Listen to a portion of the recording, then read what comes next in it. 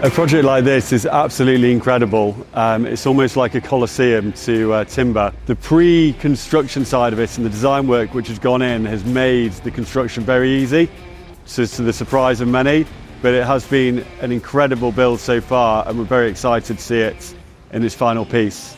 The logistics on this site have definitely been really challenging. We're a small area surrounded by other buildings. We have got a big crane above us. We've only really got one way in, one way out. It has been hard work, but actually because of the pre-construction which is done off-site, it's worked really, really well.